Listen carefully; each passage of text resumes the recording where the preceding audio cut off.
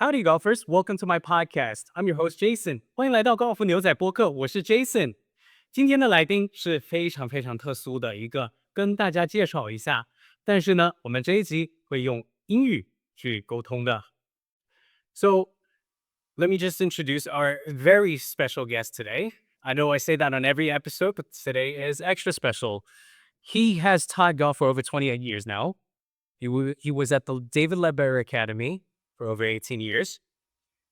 He taught top 10 players in the world. 4 of them were while he was teaching. He's a Golf Magazine Top 100 alumni. He taught not just in the U.S., he taught in Japan. Now he's in China. We want to introduce Kevin Smeltz. Welcome. Welcome to the podcast. Thanks for having me. Did I miss anything in that introduction? I don't think so. I mean, you could go on for a while, but I don't think it's worth it. I think that's plenty. That's quite the resume. I've surrounded myself with good students. That's the secret to being a great coach. And we'll go more into that. We'll go more into that because I'm sure there's a lot of things that we want to pick your head about. You've got a lot of knowledge, wisdom, and over the last few years that we used to work together, I definitely learned a lot from you. So just wanted to send my appreciation your ways as well. You made me a better coach. So I just wanted to let you know that I appreciate every day that we've spent, and not just as colleagues, but as great friends. And as well, I appreciate that. Thank you very much. That means a lot. Thanks. Yeah. So you just come back from the U.S. and Japan as well. Yeah. How was your trip? It was good. The U.S., I was lucky enough, having worked for David Ledbetter for such a long time. Right before the PGA show every year, the PGA Merchandise Show, they've got a Ledbetter Alumni Coaching Summit, or Ledbetter Coaching Summit. It doesn't have to be alumni. And they probably had 80 coaches from all over the world in attendance. They had coaches from Germany and China and Japan and the UK, Australia, I think. So I was a speaker at the event. So that was fun to be back in sort of old territory and old environment, surrounded by some of my peers that were also speaking as along with some other special guests. So it was good to be back, good to speak. And then after that, I went to the PGA show for a few days. That's awesome. What did you talk about? Oh, no, I'd be happy to. So my topic was ground reaction forces for juniors, and sort of maybe dispelling some myths, technologies too complicated for juniors. Maybe so, maybe not. That was sort of the premise. Hips are too fast. Is that really something, or is that something that the camera shows in a 2D video from one angle? Mm-hmm. Hips are too fast. Well, are they really too fast? Is the left hip doing what it needs to do? Or does it only look like the right hip's doing something? So kind of trying to dispel some myths with regards to ground reaction forces. And instead of taking away some of this jumping, some of this frontal plane torque, do we want to take that away and have them lose distance, or do we just want to add this rotation to make it look more neutral and actually maybe gain distance and not lose it if you take away the jump that people... I think we need to go into that. We'll go into that a little bit later because that's a big topic, because that's something that I think we hear a lot. For sure. I've taught in 20 countries. Yeah. Some of them maybe I've gone for a day or two. But I think universally, swing too long might be a close second. But I think the number one thing is always the right foot's too high in the air and the downside. Right. No matter what country is able, keep your right foot down. Yeah. And so that was one of the other topics was, do you really want to do that? Or if the sequence is better and the other things are better, does that calm itself down, automatically? Okay. So you spoke about ground reaction forces. Did you get to have a chance to check out the merchandise show? I did. I spent 3 days at the merchandise show. Okay, how was that? It was good. I mean, it's in Orlando, Yeah. which was where I'm from. So I've been to the PGA merchandise show probably 20 years. Okay. I skipped a few years, but it's like the biggest. It's golf. It's the biggest shot show. I think there's a couple 100,000 viewers go. Yeah. And anything you could have anything to do with golf is there. If you want to have your name on a tee, Yeah.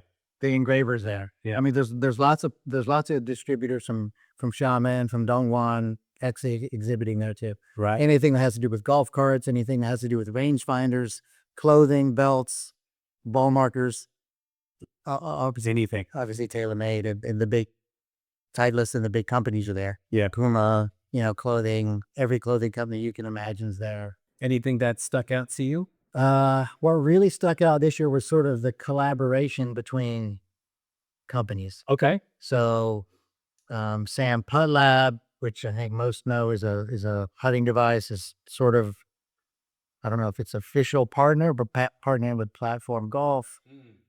Smart to Move's got a movable platform now. Right. They've created, maybe on the verge of this platform and Sam partnering together. Zen Green Stage is another movable platform. So I was there sort of on business this time, trying to find technology that I'm going to try to incorporate. But it was interesting how they all seemed to sort of trying to find a niche and partnering with other people. And then I think wireless markerless 3D was a big man. Would you say that's kind of where the trend is heading at the moment, or do you see a particular trend at the show? I think two trends, maybe practicing how to practice better. So movable platforms, Okay. right? Electronic movable platforms where you can hit different shots versus if you're in an indoor center, let's say. As opposed to just hitting a flat shot, which isn't necessarily representative of what you do on a golf course. Right. Let's see if we can get it more representative and have a movable platform where you can different lies up to 10-degree slopes in different directions, and you can move it. Some of them 0.5 degrees. Wow. That, and then in putting, you've got Putt View, and there's one called Tour Putt, things like that, how to read the greens, technology, and then sort of on the heels of that would be AI, I think is the next big one. I think everybody's into that at the moment, right? everyone in the world in some capacity, right? But I think in golf instruction, there's some that have already started sort of doing that over the past. Look again, send your swing in, and One of them was your former student, right? Jihei with Sportsbox AI. They've got some pretty cool stuff going on, right? Sportsbox AI, 3D Sportsbox Bridging. Yeah, Jihei with Sportsbox. They've got some pretty good people on their board. Yeah. Some PhDs in biomechanics. I think the pure biomechanist would argue that it's not really 3D. Okay. Because it's one camera, and I think even a PhD of biomechanics would say even 2 or 3 cameras is still a little hard to get true 3D from a scientific point of view. But it's a different product. It held the masses. Right. It's probably great, and then wireless markerless 3D is sort of coming out soon, like true 3D. So would you say a lot of the products that you saw this time around was to kind of help in the learning process, or to kind of get better? I know you love the word feedback. Yeah. To help students or learners, or golf learners, to kind of know their game a lot more. For sure. Because I think golf definitely has evolved a long ways, and you were with David Ledbetter for 18 years. I was with David Ledbetter with a VHS camera. There was that big and a VHS tape like this. There was no launch monitors at the time. There was 3D had just started coming out maybe in 1998 or 9, something like that. Wow, how was that? How was teaching golf back then? There were no V1 Coach Now on form. There was no analysis systems. It was VHS tape and the big VCR dry erase marker on the TV. Right. You drew some lines, but there was with a whiteboard marker or a dry erase marker on the TV. That was when I was lucky to enough to assist David Ledbetter with, while he was teaching Mick Faldo and Nick Price and Greg Norman, and then you name it, they all, Sebi, Tom Watson, they all came to see David. Some a lot, some sporadically. But that was quite an interesting time. I remember Nick Faldo just grabbed a Sharpie one time, a permanent marker, and drew a line on the TV. Right. That's definitely different. I was the one that had to clean that one off. That was tough work. That wasn't easy. Yeah. I mean, because your golf pack, I think a lot of up and coming golfers or coaches, or young golfers that want to be coaches in the future, I think the foundations are quite important, aren't they? because you don't have the technology that you have now, I think you needed to have a very clear understanding of the golf swing, of the physics of the golf swing. That's a very interesting point because I think golf coaches now, say 25 years old, are way more advanced than myself at 25 years old. Mm-hmm. But to your point, the internet's just messy and cluttered and muddy with some experts saying this and some experts saying the exact opposite. Mm. So while there's so much more information and you're advanced in a certain way, in other ways it gets a little cloudy and you're not sort of grounded in sort of what works. So I was lucky enough to be standing next to David Ledbetter every day for about a year and a half, literally almost 7 days a week, all your times. He was teaching the best players in the world. I think all the top 5 players in the world at one point were under his tutelage at the same time. And to see him work, coach in a philosophy that worked and guys were winning major championships gave me that foundation and that grounding. And if something came into the game later in technique, whether it revolved around distance or something else, it was easy to say, okay, that fits within the framework. Right. I'm going to add that. This thing doesn't fit in the framework. I'm going to leave that out. That might work for other coaches that have a different pattern they teach, but for my framework, that doesn't really work. And anything that comes along in golf now has been around before. Yes. Move your head, keep your head still, stay connected, square to square. Right. Nothing's new. It's sort of repackaged in a different way. Jack Grout used to hold Jack Nicklaus's hair, so he didn't move his head. And then, stacking tilts has a lot of similarities, and it's repackaged and with more information to help a lot of other viewers. Right. Or help a lot of other students. So moving off the ball, there's people that teach that, and that can work too, but it's not new.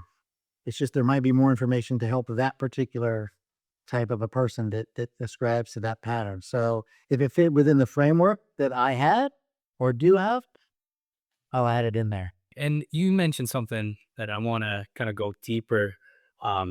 Is because there's things that people talk about. Don't move your head a little bit, or it's okay to move your head a little bit. I think a lot of what you mentioned, the framework. What we hear a lot out here is, okay, what's the kind of the standard, right? Like what are you supposed to do? What's kind of the textbook in that sense, right?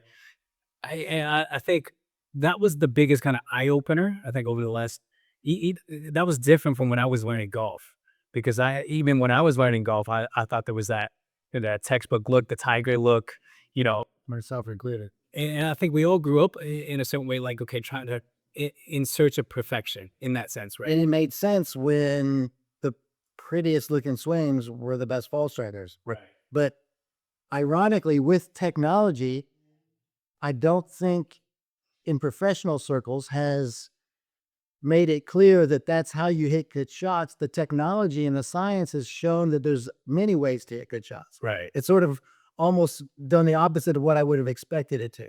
Right. The science is going to corroborate or confirm that this standard swing is what we want to do. Well, actually, it's done the opposite. Right. Jim Furyk's got a very unique golf swing and was the most consistent guy on TrackMan for many years with base and mat, for sure, which no one would ever expect. No one would give that guy a shot in ever making it on the PGA Tour. Yeah, because if you ever mention Jim Furyk to anybody, you're like, no, I don't want to copy his swing.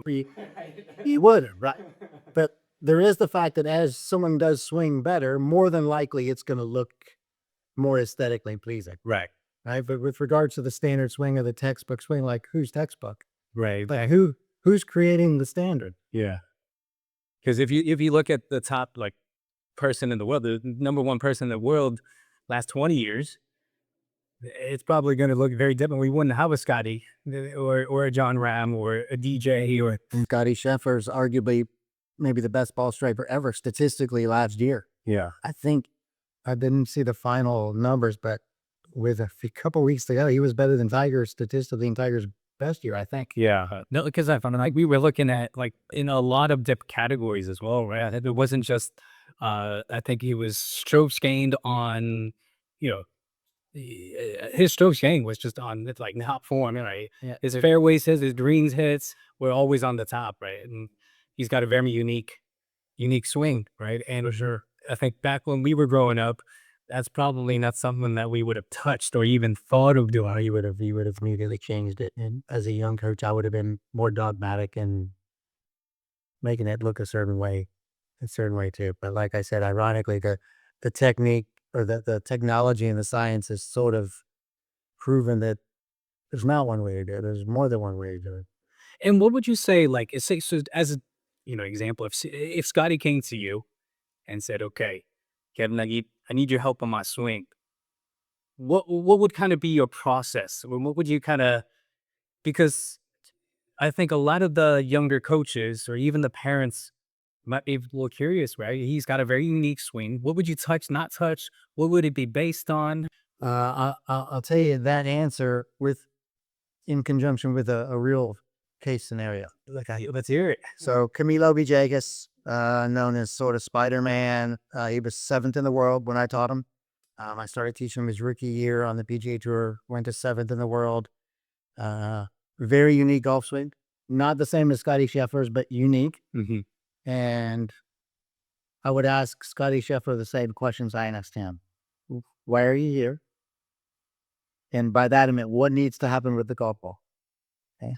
He said, Kevin, I need to hit it higher. I can't stop it on these greens.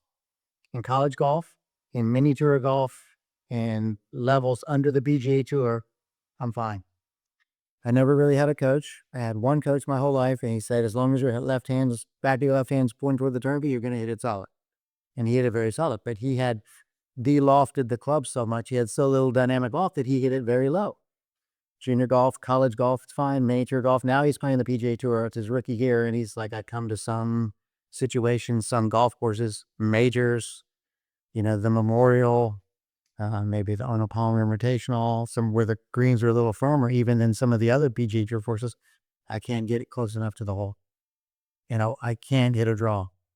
I can't hit, and I can't hit my 3-wood. This is a guy that's on the PGA Tour. Yeah. Has shot in the low 60s multiple times. And he says, I can't hit my 3-wood. He says, I don't even practice with my 3-wood. So, long story short, what does Scotty Scheffler, what does your golf ball need to do? In this case, he needed to hit it higher. Camilo Villegas needed to hit it higher. Everything we did revolved around him hitting it higher and him being able to hit a 3-wood. So what needs to happen with the ball? And what do I need to do to help you do to get the ball flight that you need?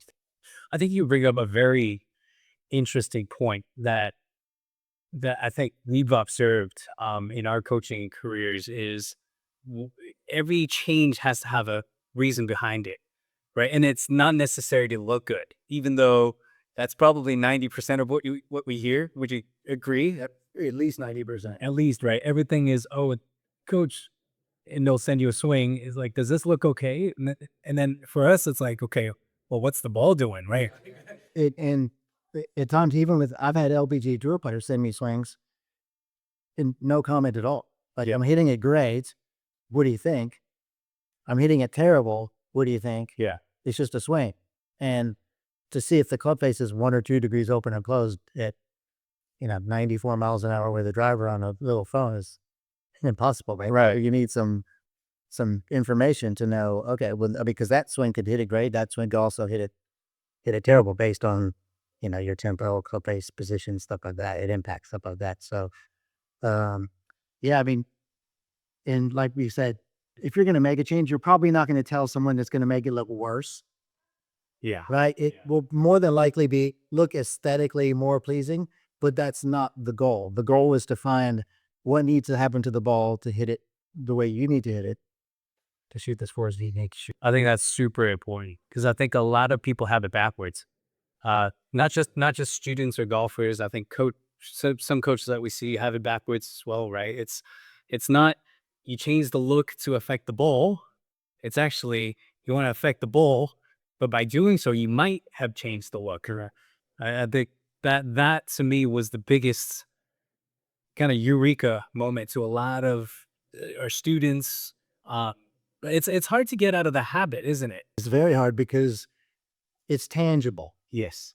right? It's tangible. You can see it. Look, your club used to be inside. Now it's on plane. That's why you're getting served. And that might be very well true. But to tell somebody how if you have a little bit better image of the target or something like that, and then they hit some good shots, your pre-shot routine's more similar every time, you hit better shots. It's not really tangible. You can't see it on a video camera. It just sort of seems like it's some black magic or something, that's some sort of voodoo or something, right? But in some cases, that's really what people need. So, what got you into that mentality? Or what affected your philosophy? Was it when you were working with David, or was it? So David Ledbetter was always known as a very technical, very mechanical coach. Right. Um, I would argue that wasn't the case at all. Okay. I mean, he didn't have 3D. I mean, the stuff that people talk about now, I think David Ledbetter was looking back in hindsight, he was probably the least technical coach, but he was very specific, which lent itself to be like, oh, he thinks the club has to be in these very perfect places. It was just more specific, right? But I think, ironically, I'm a bit more technical by nature, a bit more linear by nature, and I was teaching.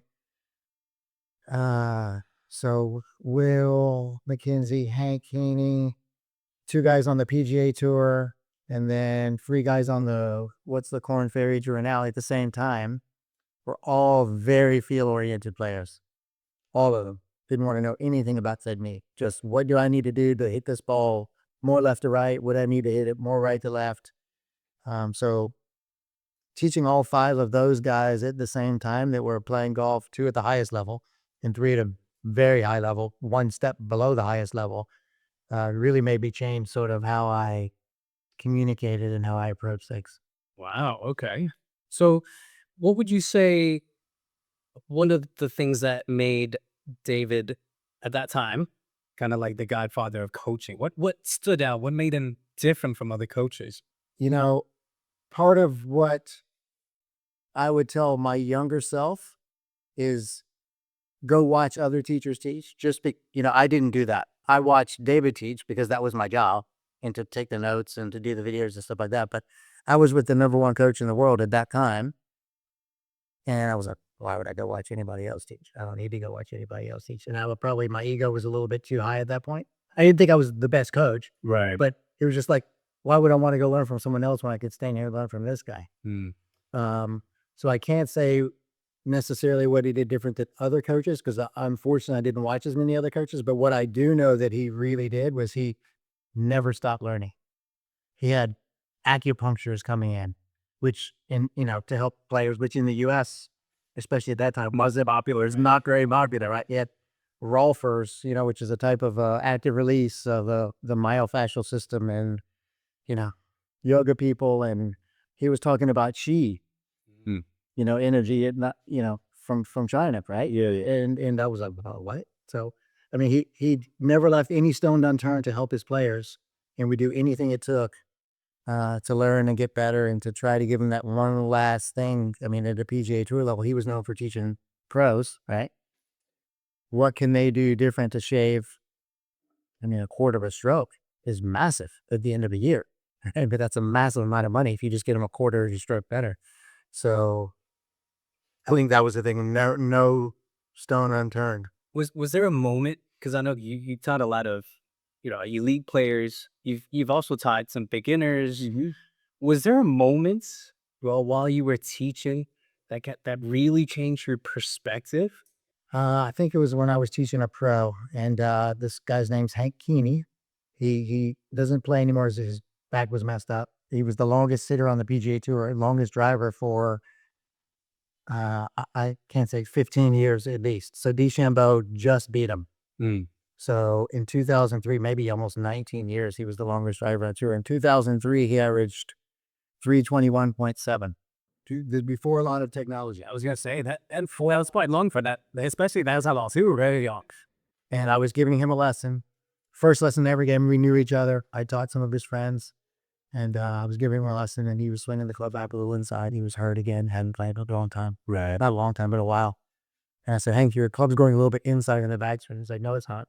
And I was like, very dominant personality, right? Okay, great guy, great guy. Yeah. I learned a lot from him. And he's like, no, it's not. I'm like, okay, well, you see how I drew this line on the screen that's going under? That's a little too far. He's like, no, it's not. It's not. It's not going outside enough. And I was like, isn't that the same thing? But in his mind, it wasn't the same thing. One, I was telling him he was doing something bad. Right. The other one, the other version is not going outside and he wasn't doing something good enough. So that was a huge light bulb. Sounds small, but very profound in the way that I was going to communicate to either maybe damage somebody's ego Yeah. and keep a student, Yeah. or maybe prop them up a little bit, not prop them up, but encourage them to do something good versus don't do something bad. Right. And the way he said that, it took me a second to figure it out. This was, a live situation. Yeah. He's like, no, it's not. I was like, okay, I'm pretty sure it is, was, what was going on in my head. And I just told him again, he's like, no, it's not going outside enough. That's interesting. That's really interesting because I think was it Andrew Huberman that talked about how our brain can't process negative thoughts, right? So example would be if I tell the viewer right now, don't think of water. We're all thinking of water right now, so, right? It can only process positive things, right? It can only process things that you tell it, right? So by not doing something, you're actually telling the body to do it in a certain way, right? To do it in a certain way. Don't do this problem. Yeah. Means you have a problem. Yes. Right? Yeah. Do something different. It means, oh, I'm just going to do something different. It doesn't give you the sort of the negative energy of, oh, I'm doing something bad. I had a problem. You're right. Yeah, no, exactly. Because I think I see that in a lot of our students as well, right? Because you get to a par 3 or something like that. There's a lake on the left, and the first thought, and sometimes the parents will add into that too, right? Like, hey, don't hit it in the water. Yeah, for sure. Next thing you know, you're gonna hit it in the water. Nothing malicious. Yeah, exactly. No malicious intent. Exactly. But you're putting that emphasis on water. If you don't understand, that part of your brain doesn't understand between the positive and negative. Yeah. Hit it in the water. And I'll ask students sometimes, have you ever said, don't hit it in the water? Where did the ball go? 90% of the time in the water. Okay. Where did it go the other time? So far the other direction that it wasn't any better of a shot. Oh, Right. Right. Or don't try to 3-putt. What did you do? I 3-putt it. Yeah. Or, don't shoot over at 80. Don't miss this putt. You're gonna miss it, right? So I think a lot of this is just training, not just the technical part of it, is training your mind on how you process things, right? I would say that would, in the last few years, that's been the biggest game changer, perspective changes in my coaching, is how do you deliver that message, I think so for sure. Myself, cool. and how do you, get your students to think a certain way and process things a certain way, because that's going to directly affect their golf aim, right? Or indirectly affect their golf. For sure. And sounds small, Yeah. but very profound. Yes. Right. So if you tell someone, they've got sort of extrinsic learning or intrinsic learning. Yeah. Right? Intrinsic would sort of them guiding them figuring it out on their own. Extrinsic would be this telling them to do something. And if they both made a putt, well, it just looks like the same thing. But what's going on inside their brain, That's the hard part. a release of dopamine on one, maybe a throughout response on another, has a completely different effect over time. Yeah. Right? Where physically from the outside, it looks the same. Yes. But the research shows that more of the intrinsic learning performs better under pressure. Yeah. Where from a outside standpoint, it just looks more natural to tell somebody not to make a mistake. Yes. Right? But I think the research shows that that's not really the most effective way to do it. Right. Because that reminds me of, when Rory lost on that last hole to Bryson. I think a lot of people were looking at that going, it's just a 2.5 foot putt, right? I know it's breaking a little bit and stuff like that. On the surface, it's a 2.5 foot putt, 3 foot putt. But inside, as you were saying, there's a million different things that might have been going through the head that will affect the putt. And I think that's important because I think our juniors, especially, they're not trying to miss, right? They're trying to make the putt as much as the adults are trying to make the putts, As much as the pros are trying to make the putt. as much as the pros are making the putt, right? And so I think some of the things that we ended up needing to kind of be a little cautious on is, if they miss the putt, so I'm like, well, why'd you miss the putt, right? But yeah, they're not trying to miss the putt, right? Like, I know you've seen a lot of the parents and kids alike, kind of go through that pack, right? Yeah, I've had two students. I'm scared to make a 4-foot putt. It's like, okay, tell me a little bit more. I miss and da da da. Da. I was like, okay, well, mm, even a 3-foot putt. I'm scared to make a 3-foot putt. And I move the ball one ball to the right. The hole's on the left. One ball further from the hole. It's like, how's this one? Oh, that one's fine. So you're scared of a 3-foot putt, but you're not scared because some person a few hundred years ago said you're supposed to make every 3-foot putt. Right, right. Right. And so they've got this thing in their mind where it's just a putt. Exactly. It's another putt. This one or this one, it's a putt. Right, right. So what would you say, if you're looking back in your coaching career, what would you say has been the biggest kind of evolution and where you're headed to at the moment? How to help people practice where it transfers. Okay. I think most people that have heard me give a seminar or speak, I talk a lot about transfer, how to get a skill to transfer from one thing to another. And that's basically going from short-term memory to long-term memory, similar to learning any skill, right? And the faster you can get it from short-term memory to long-term memory, the faster you can transfer it into competition, Right. whether it's learning a skill in school and you've got to take a test or learn it on the range and apply it to competition. And what we used to think would transfer isn't the most effective way to do it. It's not to say it doesn't work. It's just not the most effective way to do it. And so the way to get it from short-term memory to long-term memory faster into enhanced learning is a little messier. Doesn't look like they're learning as well as the old, so the quote unquote old way, but I think the research bears out that it's the best way to do it.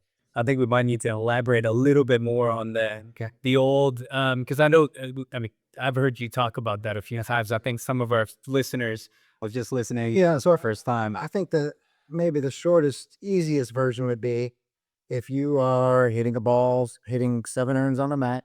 It's a square mat. It's flat. You've got an alignment sit down. You're hitting it the same target every time. That's out of context. That doesn't happen on the golf course ever. None of those things ever happen on a golf course. You might have a flat lie, but it's not on a mat. Yeah. Right. So is that good for some players? Yes, it's great for some players. It's great if maybe, and I still teach that way a lot of times, if you're trying to create a new motor pattern. If your goal is to transfer that motor pattern, then it changes a little bit. You need to hit different targets. You need to hit different clubs. You need to practice in a way that's more representative of the way you would do it on the golf course. Right. And it doesn't look as good that way. I was guilty of that before. I myself as well. If you've got a parent standing behind you, it's much more comfortable to have someone hitting the 17 7-irons, 100 7-irons in a row.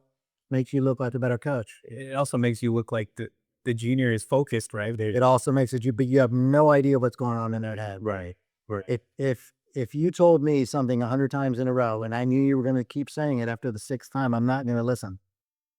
I'll nod my head, but I'm probably going to phase out and start thinking about something else. Right.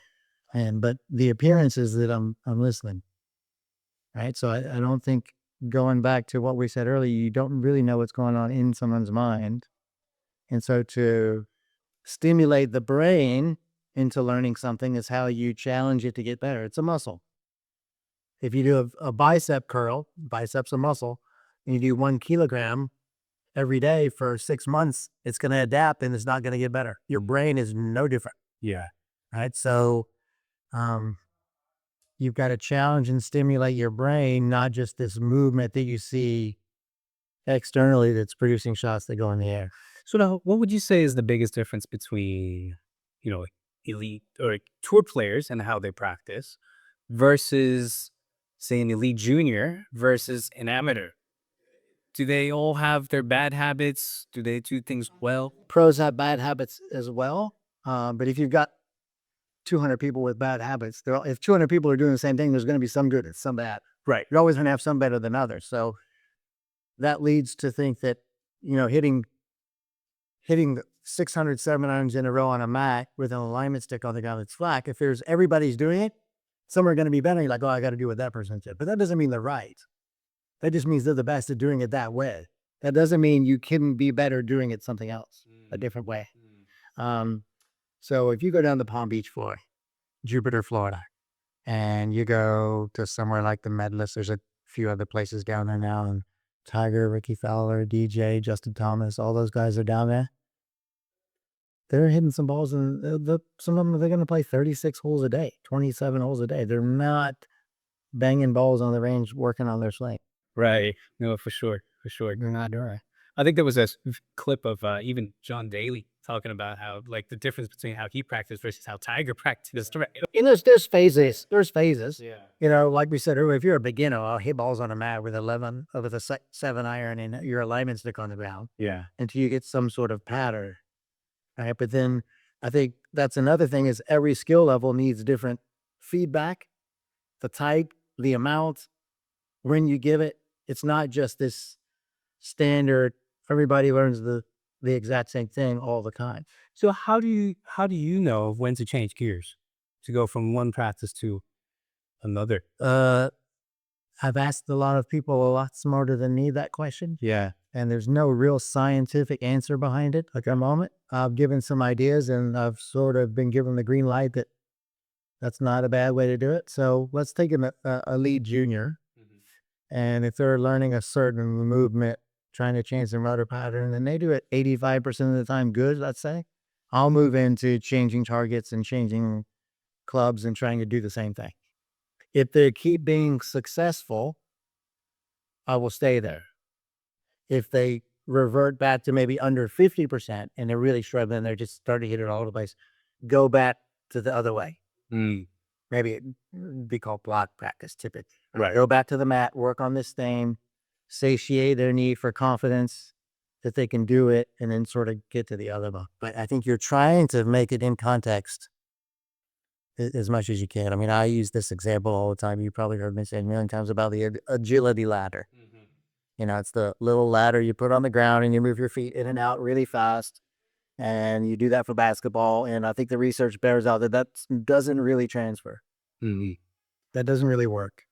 It might make your feet faster. But if I'm playing a game and I've got someone that's 180 centimeters tall coming at me at 10 kilometers per hour. Yeah. And someone 170 centimeters come at 15 kilometers per hour, I've got to make a judgment. This person's taller running slower. This person's shorter running faster. Yeah. I've got to make a decision very quickly. That has nothing to do with moving my feet fast. That has to do with making a strategic mental judgment. And golf's the same, right? So you need to do things that actually help that transfer when push comes to shove and you're an elite player. So what would you say, how would players kind of, so say they're going on the range, what would you recommend the players to do? Like, what would be a Brennan or, oh, that's a good question. Yeah, let's go with an elite player. What would you? Elite player, if they're, this is a big wormhole. Elite player that has a tournament coming up? Oh, okay. Let's do that. Okay, so elite player that has a tournament coming up, maybe in 3 days or something like that. So at that point, they should probably be pretty comfortable with their technique. You're going to have bad days with your tempo. You're going to have something that, you're never going to hit great every day. Yeah. You've got 300 muscles and 300 joints, and they do the same thing at the right moment every single swing. It's probably pretty much impossible to do that day in and day out every single time the same way with different clubs. But at that point, you should probably be reasonably comfortable knowing that, okay, I've got a reasonable technique to get me through this tournament. And I think what people miss is the 5 iron I practice when I'm 8. Yeah. Is preparing for the tournament I'm playing 3 days from now. Right. Every 5 iron I've hit is to practice for this tournament. Yeah. It's not like this separate event. I've got a tournament now. I've got to start working on my swing for this tournament. Yeah. At that point, like I say, you should pretty much have your swing. You're going to work on something. You might do some drills. I mean, even PGA Tour players have their standard drills. Yeah. Whether it's full swing, whether it's putting green, to maybe warm up, right? Make sure that whatever your right arm's in front of you, you're coming down. You might do some one-handed swings, something like that. Tiger used to putt one-handed, and then putt through a gate. So you still have your drills, but not really thinking too much technically. Yeah. And then I think preparing for the golf course, again, doesn't mean trying to hit 5 irons. It means the rough's deep this week, more than I'm used to. This is bent grass because I'm playing in Beijing and I live in Guangdong, right? So there's no rain. The greens are probably faster. The greens might be a little firmer. Like I say, it's uphill, downhill. It's not as flat. I need to hit it higher this week. You're trying to prepare for the tournament, so you're trying to have some awareness of what shots do I need to hit and practice in a way that's going to allow you to perform in the tournament. What would you say is the biggest thing that juniors, maybe a majority of juniors, aren't doing that would help their game a lot? I think practicing skills. Okay. And I would say practicing skills is different than practicing your technique. Right. Yeah. Right. Right. So when I say skill, can you control the curve of the ball? Can you hit it solid? Right? Can you control the trajectory? Right. And so I think if you can do those things, you can manage your game and you can hit it better on your bad days if you can control the club face. So contrary to popular belief, Jack Nicklaus used to practice. And if he hit one, let's say 12 yards to the right, he would try to hit his next ball 12 yards to the right. The ball after that, he would try to hit it 12 yards to the left. And then the next ball, he would try to hit good again. So he was trying to feel, what did I do when I hit it that way? What would I have to feel to hit it the other way? Now I know sort of what it's not supposed to feel like. I can replicate what it's supposed to feel like. And so that goes against the standard swing. And I think Tiger's the epitome of that too. He has his 9-shot drill. Yeah. Right? He tries to hit all 9 different shots that you can hit. That's probably as far from standard as you can get. Yeah. But if you watch all of those swings, they're going to look pretty similar. Yeah. But what's different is the face handle's a couple degrees closed at impact or open at impact. It's got a couple degrees more loft. It's got a couple degrees less loft. Maybe the setup's fractionally different, right? So I think those skills are what juniors need to develop. And I think a lot of times they have it the wrong way around. If they practice their swing, they'll be able to control the ball versus if I have these skills, I can control the ball, right? They get their confidence from how their swing looks versus getting confidence from being able to control what the ball's doing. Right. Right. So it's sort of, I don't think PGA Tour players have confidence because of what their swing looks like. Mm-hmm. I think they have confidence because they have the ability to hit the ball where they're looking.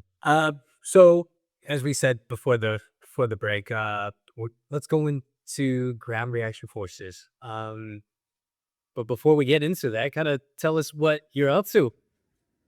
What's the next project? I'm going to be doing something in Chengdu, a bit of I don't know if the science lab is a correct term for a true scientist, but I'm going to have all the best technology you can get pretty much. And I'm going to sort of do some research and what happens on a TrackMan and the GC quad and force plates when the ball's 3 inches above your feet. What happens when it's downhill. I think maybe dispel some myths. If you read a book and it says when the ball is below your feet, you should hit it to the right. I don't hit it to the right. And I know a lot of players that hit draws that don't hit it to the right. Right. And there's reasons why that happens. And maybe for the mass people that slice, they might hit it to the right. But I think there's a lot of myths in golf. What's been the biggest one that you've heard? What's been the biggest myth? Can we come back to that one? Of course. I could tell you what I've been. Yeah. And I think a lot of the biggest one I've heard is you got to keep your head down. Yeah, that's a bad one. And don't move your feet. And we'll go into that. Don't move your feet. Don't move your feet and keep your head down. And I know you're good friends with Dr. Neil, right? Especially with chipping. He's got, the data that says otherwise. There's that correct. I mean, I think if you look at most PGA Tour players, certainly elite pitchers and chippers of the ball, their head's actually rising, their spines extending through the ball. So that would probably be I would probably put that up there as One of the biggest ones. One of the biggest, especially if you take into account its chipping or pitching. Yeah. And the one where you think you want to be the most stable. Yes. So I actually, it's funny that a PGA Tour player, when they're hitting a 40-yard shot, will move their head forward. Mm-hmm. They'll move in the backswing. Yeah. They'll keep it forward for certain length shots. It changes a little bit. And then as they come into the ball, they'll actually extend their spine. And what that does is it creates a flat spot down at the bottom with the club. So ironically, the more unstable my upper torso is, the more stable the club head trajectory is in 3 dimensions, right? In up and down and left and right and forward and back. So it's.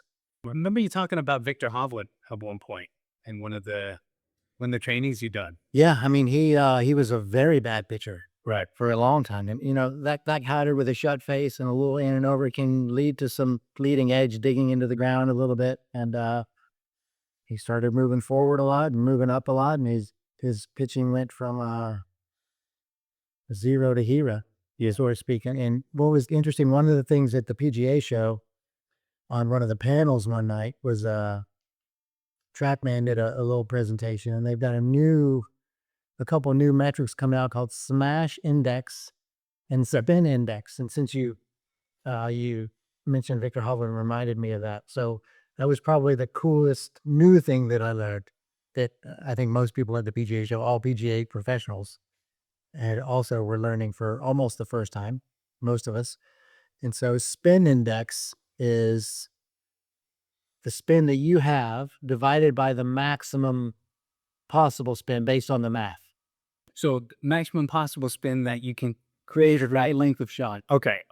But that's off of an average of data or off of your own data? That's all that optimal's off of perfect shots. Perfect shots. Yeah, the math that it comes out to be the end. Okay. And so it gives you a percentage. And so Victor Hovland was something like his spin index in 2000, I can't remember, 22 or something like that was 56%, and 2024 was 105%. So he was actually getting more spin Okay. than the optimal. Right. And so they also have one Smash Index. So we know what your smash factor makes you. And so with a driver, you want 1.5. That's pretty good. Occasionally people get a touch higher. But we know 1.5 is good with a driver. That's sort of almost the maximum you can get. Well, what's it with a 7-iron? Yeah. No, 1.4 is good. Yeah. But is it really great? Is that putting the maximum amount of energy into the ball? So they came up with Smash Index. Your smash factor based on the perfect strike, et cetera, how much energy you can put into the ball, and they give you a percentage of that as well. So that was very interesting. It took me a little bit to wrap my head around. I haven't used it yet. Yeah. But to your point about Victor Hovland, what does he need to do with the ball? Well, first of all, he needs to get it solid. Of course, he doesn't get it very solid. But what does the ball need to do? He had a lot of friction loss and lack of spin. So, one of the cool things at the PGA show this year with TrackMan was the spin index. And so you can see what your maximum spin would be versus, 30-yard shot, Jason, you'd have 6,000 spin. Well, that seems quite high. Yeah. But what could it be? Somebody else has 10,000. Somebody else has 4,000. Who really knows? Is that the optimal you can get to help you control your golf ball? So That's interesting. Yeah. especially with regards to Victor Hovland. Right? So I think by him moving forward and moving up and being more unstable with his upper torso, he created a more stable bottom. That's really interesting. Yeah. Because I think a lot of viewers with golfers might have done the opposite, right? Because I think everybody's in search of stability, right? And a lot of people have that idea of, if I don't move anything at all, I'm going to be stable. I'm going to be stable, right? And so a lot of it is then, okay, don't get any, arm movement involved, or just lock everything, and then don't move your feet, because then you're gonna start moving around. Yeah. But I think the data. The data otherwise. The data says otherwise. And if if this is a bit technical, but there's a guy named Nikolai Bernstein who I think probably did the first 3D ever with blacksmiths. Okay. And he called it the degrees of freedom problem. So in my shoulder, I have so many degrees of freedom, different directions I can move. Yeah. In my elbow, I've got certain degrees of freedom, right? In my wrist, I have certain degrees of freedom. And he did 3D on these blacksmiths. And the best blacksmiths didn't have the same arc every time.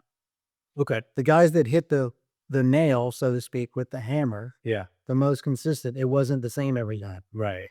But their brain could understand my elbow is too high this time. I need to release my wrist. Right. A little very counterintuitive. It's also conscious in a way. That's also constantly your brain can figure these things out. Yeah. Right. And we're always looking at what the body's doing because you can't see the brain. Yes. To be fair, Yeah. you don't know what it's doing. So how can you, Yeah.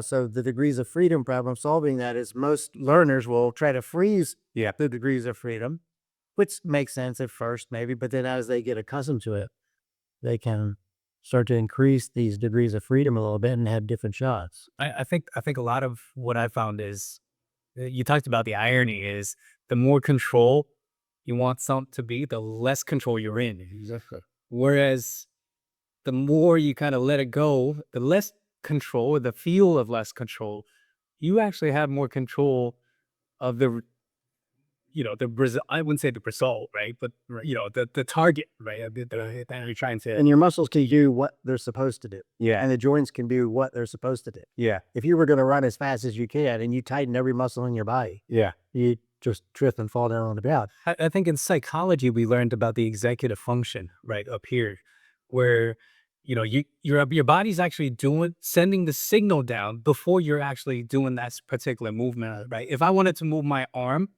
my body is already, it already knows to send that signal to my arm so that I can move my arm.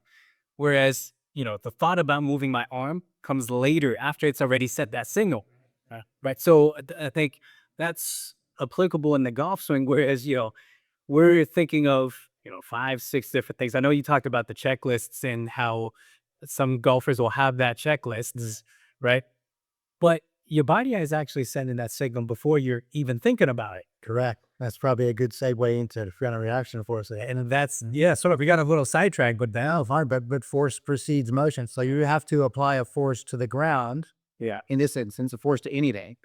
But in this instance, a force to the ground before you actually see the movement. Okay. And depending on how heavy that object is. Yeah.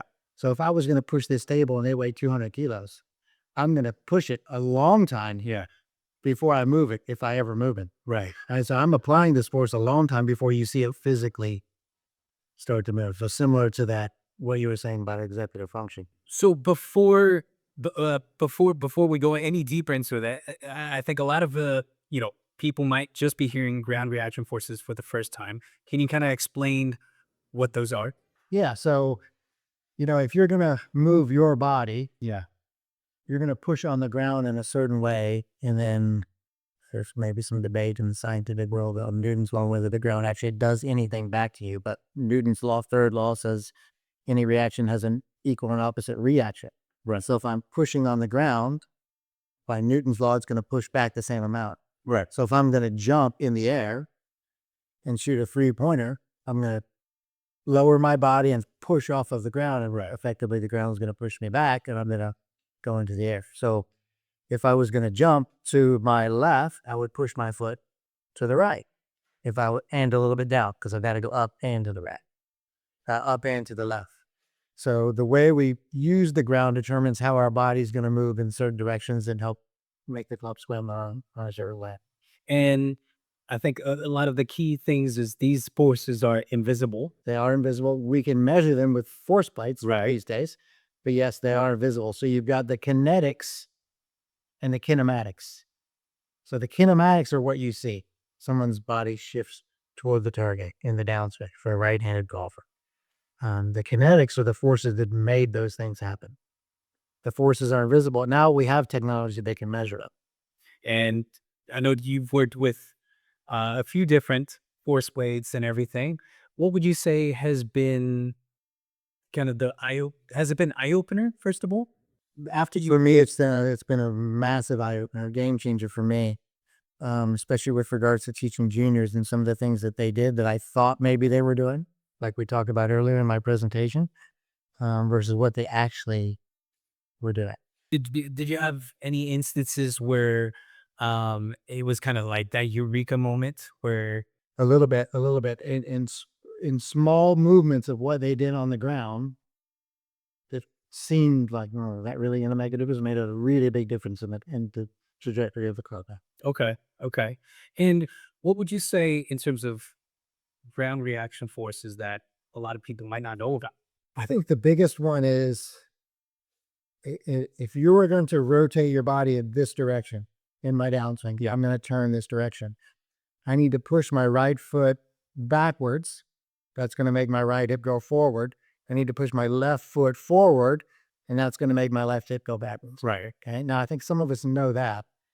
Now, what most people don't know is that their left foot needs to be pushing forward toward the target in the downswing 1.5 to almost 2 times more than the right foot. Mm-hmm.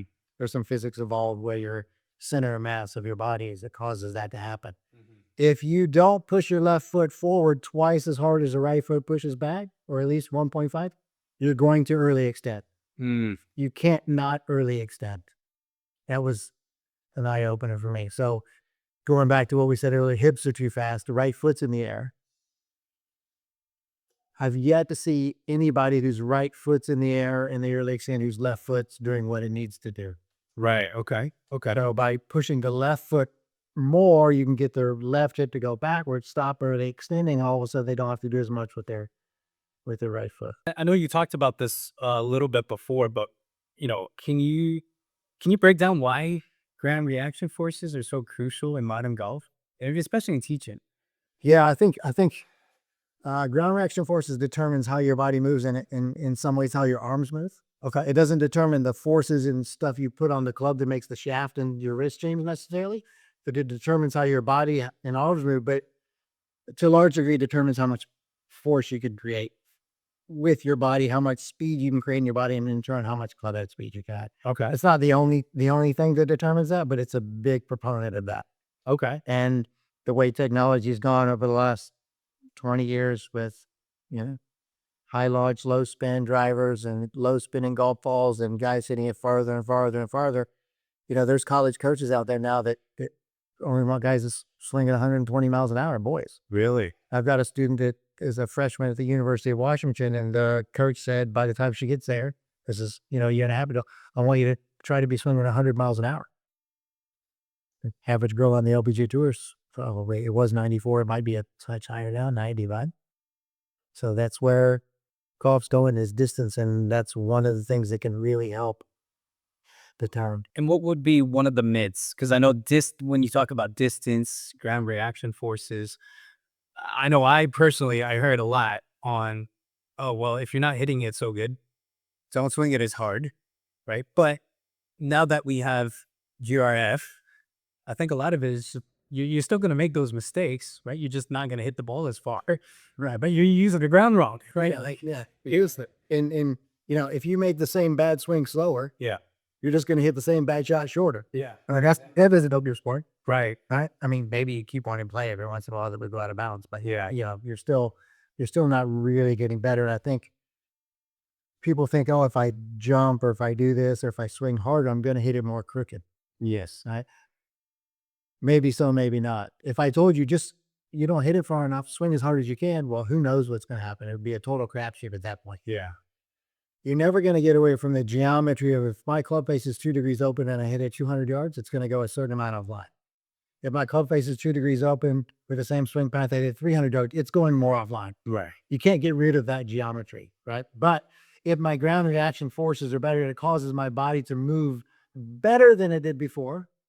That doesn't mean you're going to hit it farther or more crooked. You might hit it farther and you might hit it more straighter. Yeah. And the math bears out, it would depend a little bit, but if you hit it 200 yards and you hit it in the fairway and you hit it 300 yards in the rough, you're going to hit it closer from the rough, hitting it 300 yards from the tee than you would from the fairway, hitting it 200 yards from the tee. Okay. Okay. So reverse that. If you're going into the green, Yeah. you've got 50 yards into the green from the rough, Yeah. and 150 yards from the fairway. Yeah. You're going to hit it statistically closer over time from the rough from 50 yards than you would from 150 yards in the fairway. I was just about to ask that because I think that was a lot of the strokes gained stuff, right? And I think the PGA Tour player average, for those that are interested, is 5% of the distance from the fairway. Yeah. You're going to hit it close to the hole. Yeah. So if you've got 150 yards, the average PGA Tour player is probably going to hit it 7.5 yards on average. That doesn't mean every shot's in there. If you hit one really close to the hole, it might hit one right, miss the green. Right. From the rough, I think it's 7.5 yards. Yeah. Okay. 7.5%. Right. 7.5%. So 2.5% further away from the hole from the rough from the same distance. Mm-hmm. So now you do the math and you're 100 yards closer, you're going to hit it closer to the hole. Right. So that loss in fairways hit, Yeah. you gain on the green because you're going to have a better chance of making birdie. That's I would say that's probably one of the biggest myths in terms of like distance, when it comes to distance, right? Like, we're not saying you should always just chase distance, right? Distance, I mean, precision also has its 100%. You still need precision. And I think at some point 5 years from now, everyone's going to say, oh, everyone's just trying to hit a little too hard. Let's tone this back a little bit. And everyone's going to try to work on precision a little bit. That's just sort of the ebb and flow of golf and technology. And people get excited about things and the statistics and things like that. But I mean, I think overall, if you hit it, if you're a college golfer, male college golfer, and you hit it 270 yards, you better hit most fairways. Mm-hmm. If you hit it 320 yards, fairways aren't as important. Right. I'm not saying try to miss the fairway. Right. But if you try to hit every fairway and you hit 8, and you're playing get somebody that's hit it 270 yards, and they've hit 10, over time you're going to beat that guy, assuming you're putting and chipping and everything else is similar, Right. on a similar level. What would you say is the biggest myth on tour about GRF? Oh, that's a good question. Or misconceptions about GRF? I think maybe being stable. Okay. Going back to keeping the feet stable. Yeah, because I think going back to that, just playing the devil's advocate, a lot of people see on video, oh, look how Rory's feet doesn't move, right? Or look at who's another player, he doesn't move his feet at all, right? And it's like the fundamentals is your legs kind of thing, right? What would be the? I think some of it might be athleticism for certain types of players, maybe a little flexibility, maybe their history of playing other sports. There was a young man named David Chung that I thought he was #1 amateur in the world, played at Stanford, and he had massive ground reaction forces and didn't move his feet. Okay. But a very good athlete, fast twitch muscles. I can't do that if I don't move my feet, right? If I'm going to apply the same amount of force that he did, Yeah. same percentage, Yeah. I've got to move my feet. Yeah. I don't have fast twitch muscles like he did. Yeah. I'm more of a slow twitch guy. I think that has something to do with it. But in reality, all of those ground reaction forces in a good swing that you push into the ground is finished by the time your left arm's parallel to the ground in a downswing. So anything you see somebody's feet move, they inputted that into the ground in their downswing, and it's finished by about right here. So the fact that Scotty Scheffler's feet move, It's after the fact. it's after the fact. The energy's already into the club. Right. It's already into the club. So a lot of the people that you see their feet move, it doesn't really have the effect that you would think it does. Doesn't affect the club that much. At that point in time, energy's already gone into the club head. How do people train for better ground reaction forces? I think plyometrics, Okay. athleticism, jumping right and left, jumping up in, box jumps, twisting, 180s, 360s, jumping over hurdles. So don't just specialize in golf. Climbing trees, I think if you look at it, most great athletes can hit the ball by far. Yeah. Versus someone that sits in an office most of the time. I was never really a big hockey player or a skater because I grew up in Florida. Okay. And but What did it do last Sunday? I thought they were going to have some a couple weeks ago. Oh, really? Yeah, it was pretty cold. But I mean, if you look at all the best hockey players, Yeah. very similar swing playing, pushing on the ice at all time. They all hit bombs. Right. Yeah. They all pound it. So they know how to push on the ground, Yeah.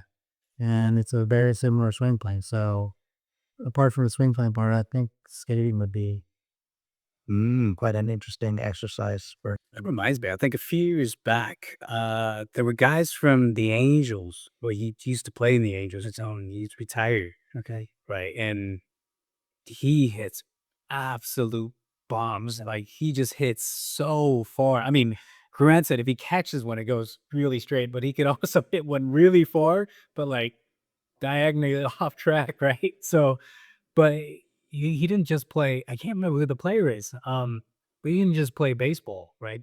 But he played all the different. So one of the things that people don't really realize in what sports that golfers play. Right. Jack Nicklaus was a great tennis player. Jack Nicklaus was a great basketball player. I think Jack Nicklaus could have got a basketball scholarship. Yeah, college. And even when he was playing the PGA Tour, and he would come home on Mondays, Yeah. his day off, or he would still play basketball. He would hear his PGA Tour day. Wasn't he the quarterback for his high school team? He had that. He had a scholarship for basketball. Yeah, Or something like that. he was just right. Jordan Spieth was a big baseball player, and Dustin Johnson obviously plays a ton of sports. Yeah.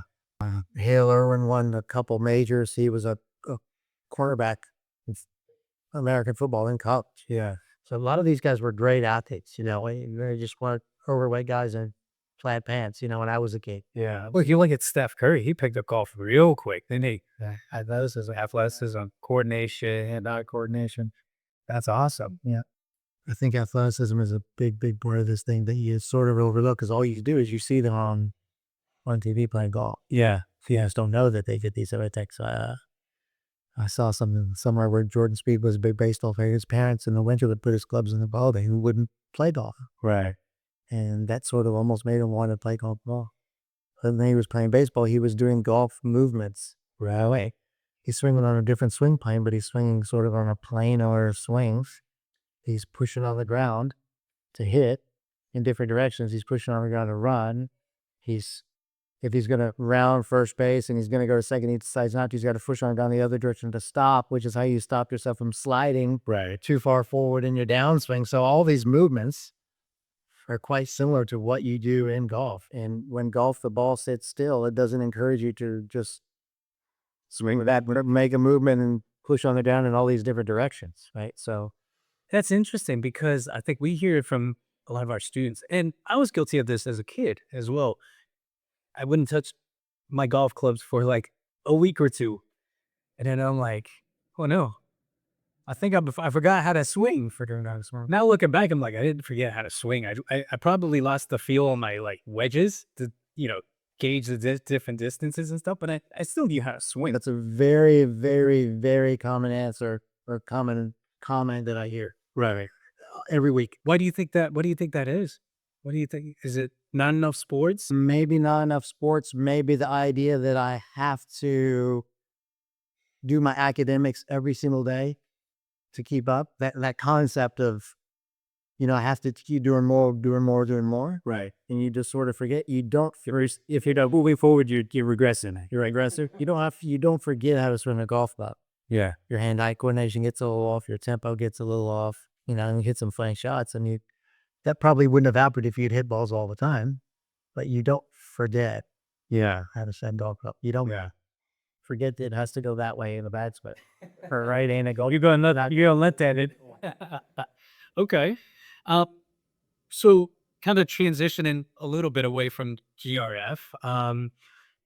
c- c- but how would you kind of go through your process in, you know, in fixing somebody, right? What would be kind of your philosophy in that sense? Finding out what the ball needs to do. Okay. And that could be different for different skill levels, right? And what does the ball need to do? And in conjunction with that, if it's the first time I'm teaching somebody, do you play other sports? How often you get to practice? If it's a youngster, it might be slightly different than an adult. Do you get to go to the golf course? Yeah. Now I work 40 hours a week, et cetera. Now I do these other after school activities, something like that.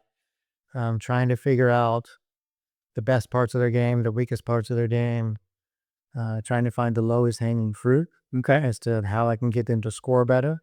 And then, what needs to happen to the golf ball? Does it need to go higher? Does it need to go lower? Does it need to go more right to left? Does it need to go more left to right? Does it need to go straighter? Does the contact need to be better?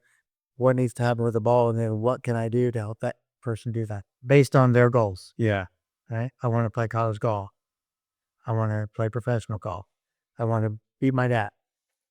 I want to beat my brother. Whatever those things are, how can we achieve that? And then maybe make some difficult after that. That's quite the feat for only, a few minutes, especially if you're just meeting the person for the first time, right? It's not as simple as get this angle a little bit better or No, I mean, they might not want to go that direction, yeah. right? Especially if they've played for a while. Yeah. You think, oh, well, you can do this and, you can hit a little bit more down and blah, blah, blah. And blah, blah, blah is probably not anything. Or you can go a certain direction, say, well, your hands need to be forward, you need to hit a little bit more down. Yeah. And they might not be very strong. Yeah. So they have the ability to hit down if they're not strong, but then the ball flight's not going to have enough spin to go in the air and it's going to carry short. Yeah. But it might look better and the numbers might match a TrackMan number. Or they don't want to do that. Maybe they've had a wrist injury before and you didn't know that because you didn't have the right question. Yeah. So then they're sort of going like this, like, no, you got to hit down. And so if their intention or goal doesn't match what you want them to do, then there's going to be the conflict somewhere. Also, then I know you're a big component of technology. What has been the biggest game changer? I would say off the top of my head, ground reaction forces, but I think it's been a progression. Okay. The ground reaction forces has been probably a 15-year journey for me. Mm-hmm. It started for the pressure flight. The gentleman by the name of Dan Goldstein had a mat called Dynamic Balance System. Mm-hmm. Had these cartoon looking feet on this mat and it showed, where the player's center of pressure was going. And I've got, some of my old PGA Tour students, even on something as simple as that. Yeah. And then it evolved into other things. But I like 3D as well. Mm-hmm. I like the combination of those. So That's awesome. and That's awesome. again, what changes in the numbers on the side of the live of the, in 3D when your arms and your body are Practicing in context, as you were saying. That's awesome. We'll shift gears a little bit. I know a lot of our, juniors or even just amateur golfers, they might struggle with overanalyzing things, right, in their swing. We sort of touched on it with, control versus uncontrolled, right? Like they're trying to control every step of the way. Right. What would your recommendation be for those types of golfers? It would depend a little bit on the situation, of course, but maybe get away from the technology a little bit. Okay. Maybe have someone read it for you Okay. and pick out one or two that you need to do. Okay. I need to hit more down. Angle attack's too shallow. Yeah. Or, my club face is open and maybe have someone tell you Yeah. that one was a little bit more square. Yeah. That one wasn't quite as good. Can you do this? And get them away from looking at so many numbers because you can't control all of those things. Mm-hmm. Your club's swinging 120 miles an hour in a circle and your pelvis is moving 6 different directions on any swing. Yeah. Your upper torso is moving 6 different directions and your hand moving 6 different directions. You can't control that at that speed. Yeah. It's impossible. You wouldn't want to. Yeah. Because I think one of the things that I see a lot is we'll say we're working on, shallowing the club a little bit, right? On the downswing, moving his feet a little bit earlier. And then soon he'll come back and go, how's my takeaway?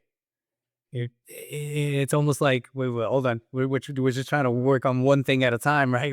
What's kind of like the prioritization, right? Yeah, I mean, that's a great question. And that's, again, a little bit case by case. When I was a younger coach, you would be a bit more dogmatic. Like you got to get this position right. Yeah. And then this position, not forcing it there. Yeah. It's still something you swing through, but I would be a bit more dogmatic of this position needs to be right. This position needs to be right. This position needs to be right. But if you've got a TrackMan or a GC quad and your club path is 0.1, 0.8, 1.2 to the right. Yeah. What in mind changing this? Yeah. Is that going to affect the path and make it worse? Yeah.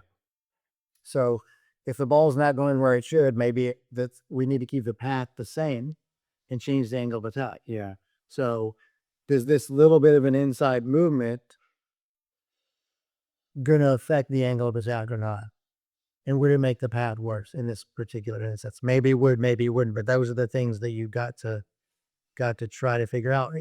Would it make sense that if the path was more symmetrical, it would go straight? Sure, but this person already hits it straight. Yeah. That's not their problem. In the future, would that be something we want to work on? Probably. Yeah.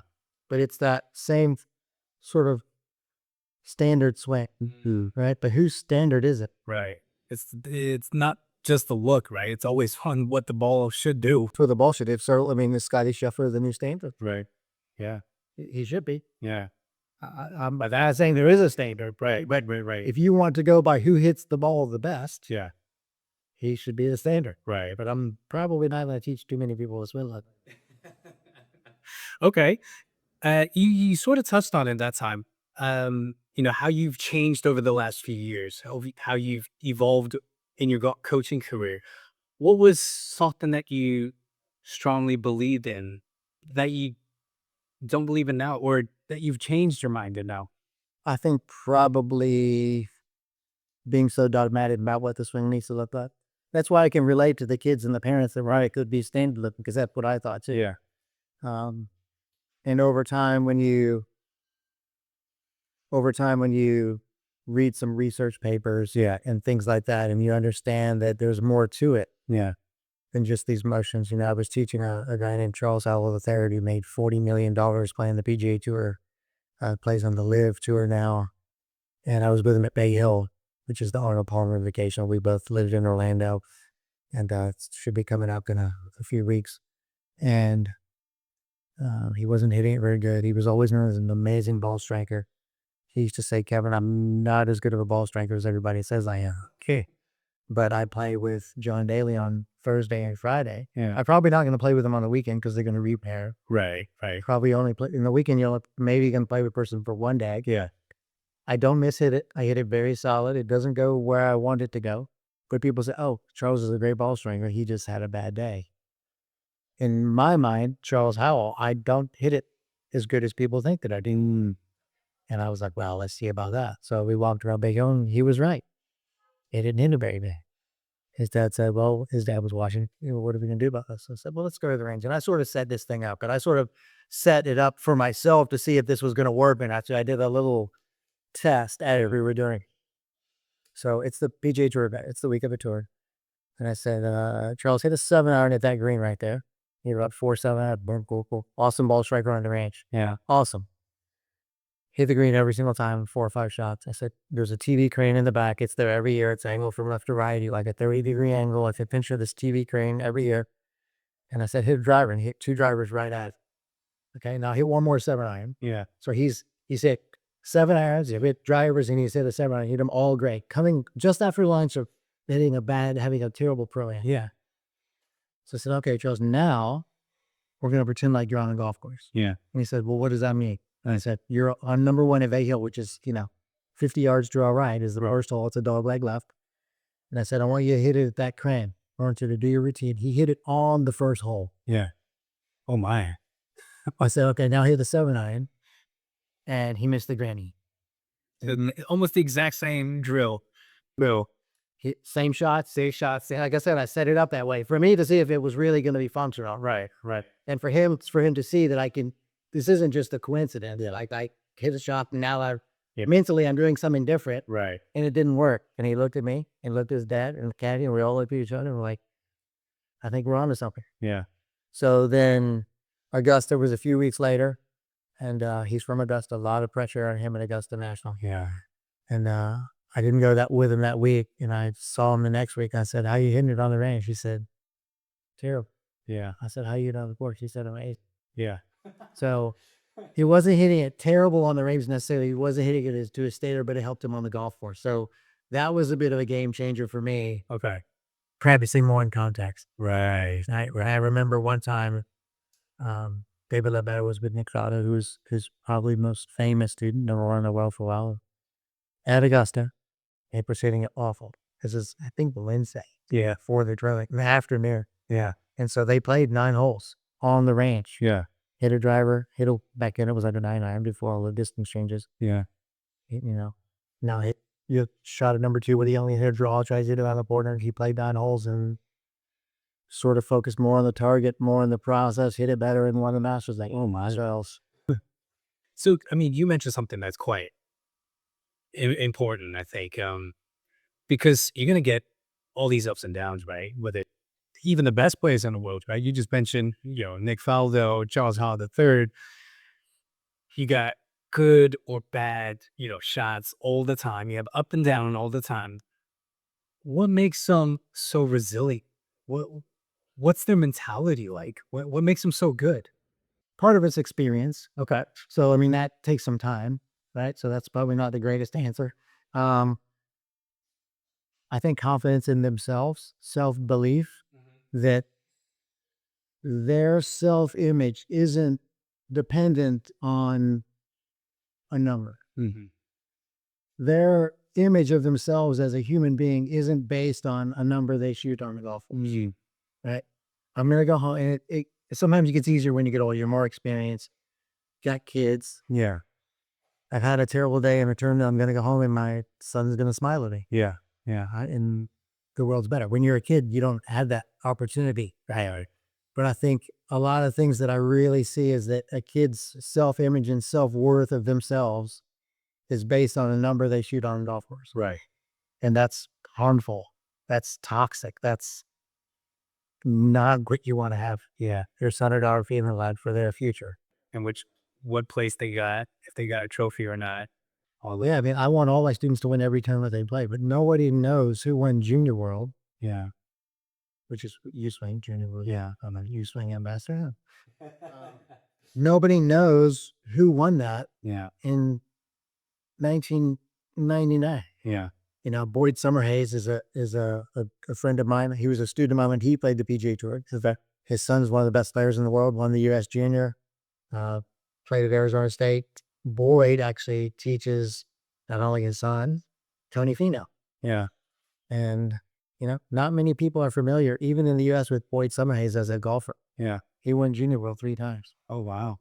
So my point being, you want your son or daughter or my student or your student to win every tournament, but it's an experience no one really remembers certainly no one remembers who finished like second or third, Right. Right. or who won that tournament, Yeah. right? So it's a stepping stone to something bigger. And what did you learn from that event that you can use later when it really matters a little bit more? So resiliency as a parent, newly parent, what would you recommend to build that resiliency? I think with regards to golf practice, with regards to golf, it's making practice harder than competition. Okay. Okay. If you make practice harder than competition, you might make a consequence to it, Mm-hmm. but it's not as big of a consequence as shooting 84, Right. right? It's a consequence on one task. If you make that practice harder than competition, maybe they fail the task once, the competition, not competition. Start over. If you make practice harder than competition, Yeah. and maybe they fail that task or that completion task or that drill a couple of times, and then they pass it, it's like, hey, you did it, and you're like, oh, I do have the skills to overcome that adversity, Yeah. right? So I don't think we teach students how to overcome adversity. Yeah. It's, oh, you're hitting a vendor now. I'm a great coach, Yeah. and the parent's happy, right? Which is great. Yeah. Obviously, you want that student to hit it better, but did that really help them overcome adversity? Right. They're gonna feel that, again, it's out of context, Yeah. right? Whereas if you can teach them to overcome that adversity, look, you just did that. You have the skills to do that. I think that builds the resiliency, that builds the self-image, that builds the confidence. I think that reminds me of there was a recent study in the brain. There's a part of our brain that it actually gets bigger when we overcome things that we didn't want to do. Not the hypothalamus. I don't know what it is, but I saw Andrew Huber talking. Yes, she depends on about it. Huber and talk. We about it. Is that? I mean, I think you and I follow him quite a bit, and he talks about how like the top athletes, that part of the brain is actually the biggest. Overweight people are the smallest. And he talks about at the end of it, the theory is it's actually the will to live, right? For us human beings, right? And like doing things that, overcoming things that we don't want to do, where it actually gets larger. It actually gets larger. So, that old saying of, I know there's an old Chinese saying of, your brain's not working. You might as well be like PE teacher or something like that, right? Or an athlete, like at the Johnson School, right? Whereas now I think the perception has changed, right? To be a great athlete, you've got to engage a lot of brain activity. Problem solving skills, you've heard me say it, every shot in golf is a different problem you solve. I mean, I don't know if there's an athletic brain Right. versus an academic brain, Right. but these guys are very clever. Yes. Is the way they're doing things. They know how to put the club on a ball from different spots. They figure this thing out. They know strategically where they need to aim to get their ball close to the hole. It's not straight all the time. Yeah. And it might change on different days. Yeah. So they're not going to do well on the SAT maybe sometimes, but I think they're very clever in their own way. That's awesome. What was something that you've learned the hard way in coaching? Teaching on the PGA Tour level or LPGA Tour levels can be a bit nasty. Okay. I was teaching What it nasty in a sense where they like the player himself. coaches are overly aggressive in soliciting players, and I was teaching probably 5 or 6 LPGA Tour players at the time. Okay. And I was at a tournament in Los Angeles, and I was teaching a girl that Yeah. was a very high-ranked player in the world. They had someone in their entourage Yeah. that said, "Oh, she's not hitting good," or went to a different teacher Oh my. that wasn't teaching anyone at that tournament, which happened to be at the course. Yeah. So after the round, that player's caddy called me and said, "Hey, you need to come to the range because this other guy's teaching him." And the player's not happy about it. Yeah. So I went to the range, and it was definitely a little contentious, and there was some conflict. And I was back another player that didn't want this other person soliciting this other coach to teach him. So I sort of learned that it's not all roses. There's a business side Right. to sort of this thing too. I was a little disappointed that I went that one hardly. Oh my God. Yeah, that is nuts. That wasn't fun at all. Wow. Well, to be fair, not a lot of people, coaches will experience that because there's only that many professionals in the world, right? And so Yeah, that was rough. oh my head. And I don't like situations like that. Yeah, I felt like it was in the best interest of the player to, Okay. and if the player wants to work with somebody else, fine. Right. I really want that player to be the best version of themselves, and they think they're going to be better with somebody. That's okay. Yeah. But this player didn't want that. What do you see mistakes that coaches are making today that are holding their students back? Giving them too much information. Oh, okay. And so I learned this lesson early. It was giving a lesson, and David Ledbetter I was in the video room. Yeah. At the time, I had a video room, and you walk in, and you sat down, and I put the VHS tape in like I did before, and he was on the TV. And David Ledbetter's watching me Yeah. in the doorway, Yeah. and I didn't know he was there. And I walked out with a student after that, and David said, "Hey, that student doesn't care how much you know. Yeah. They only care that you know what they need to know. Right. Right. So they're not worried about how much you know. You don't have to show them how much you know. Yeah. You just need to help them Get better. get better." Yeah. Keep it simple sometimes. So yeah, exactly. So I think that was that's a common one. I think as a young coach, it's somewhat natural, Yeah. but that doesn't mean it's a good thing to do. Yeah. Right? If you're charging money, you want to show someone that I have a lot of knowledge of doing this, but it's not necessarily the right way to go about it. Right. Okay. Well, if you had unlimited resources to improve golf development, what would you do first? Here, Yeah. I would build a golf course Yeah. that had lots of different tee boxes for different skill levels, had an obstacle course in the middle. Would you add more tees? I would add more tees. Okay. Yeah, lots of tee boxes. I would have an obstacle course in the middle. I would probably have some music playing and, make it a little bit more fun, make it a lot less expensive. I have unlimited resources. Yeah. I think, in golf used to be this way in the U.S., but where I'm from, that's the only thing I can really relate to. In other places I've been a little bit, but I've obviously been based in the U.S. It was always for the elite and the wealthy as well. But now you've got things like the first tee and things like that are helping sort of underprivileged kids. And I think if you can help more of the masses play golf, we'll get better players here. just by numbers, Yeah. right? By making it only for a certain class of people. And again, I'm not saying anything about that class. If they maybe worked very, very hard to get where they are, Yeah.